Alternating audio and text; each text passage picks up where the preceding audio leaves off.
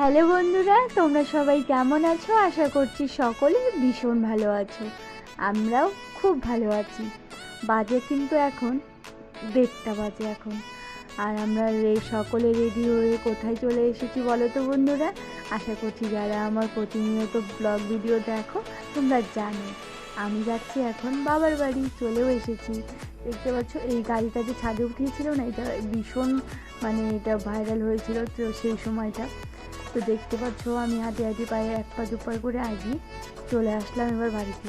আজ তো তোমার হচ্ছে ভাদ্র মাসে লাস্ট শনিবার। এই আর তো আর শনিবার নেই। এখানে দিদাও এসেছে।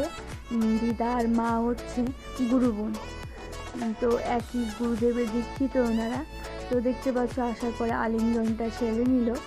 এবার এই ঘরে দেখতে পাচ্ছ সবাই সকলে মিলে যে যার মতো বসে পাখা দিয়ে হাওয়া করা হচ্ছে।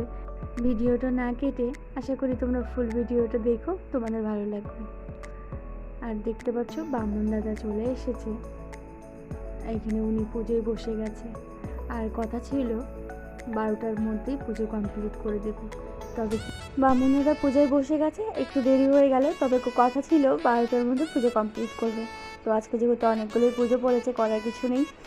আর এখানে নারায়ণ চুলাটা বসিয়ে পুজোটা করে নিচ্ছে। আর মা তো সমস্ত কিছুই রেডি করে রেখেছিল, মা বৌদি সবাই মিলে। আর এখানে দাদা বৌদি ভাস্তি মা বাবাও আসবে।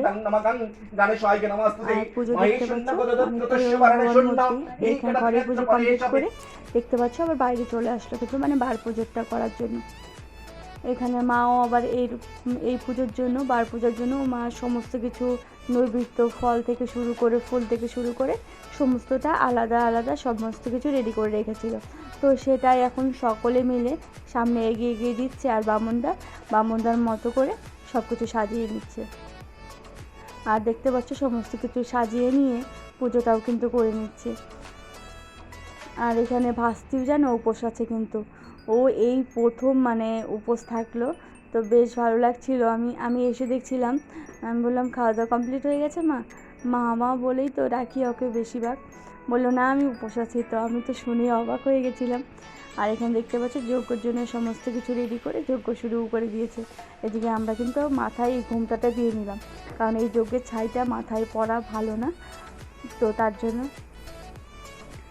মাম্মাম সোনা কিন্তু ঘুমিয়েছিল। মাম্মাম সোনা আসার পরে ওই একটু খেললো, খেলার পরে মাম্মাম সোনাকে খাওয়ালাম, মাম্মাম সোনা ঘুমিয়ে পড়েছে। আর এখানে যজ্ঞের টিকা সবাইকে লাগিয়ে দিচ্ছিল। তারপরে এদিকে দেখতে পাচ্ছ পুজো কমপ্লিট হতে হতে 4টা বেজে গেছে।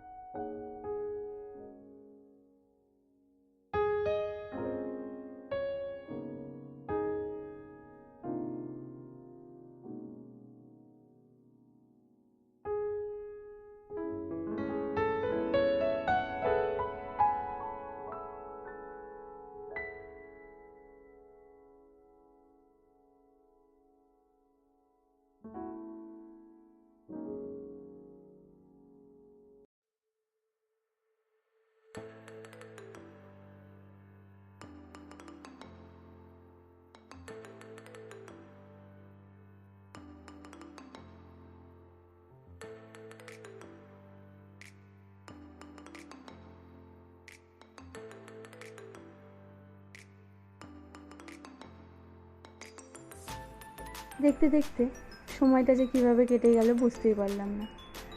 তো এদিকে আবার এলো বাড়ি যাওয়ার পালা, যেহেতু প্রসাদ অল্প খেয়ে নিলাম, অল্প নিয়ে নিলাম তোমাদের দাদাভাইয়ের জন্য।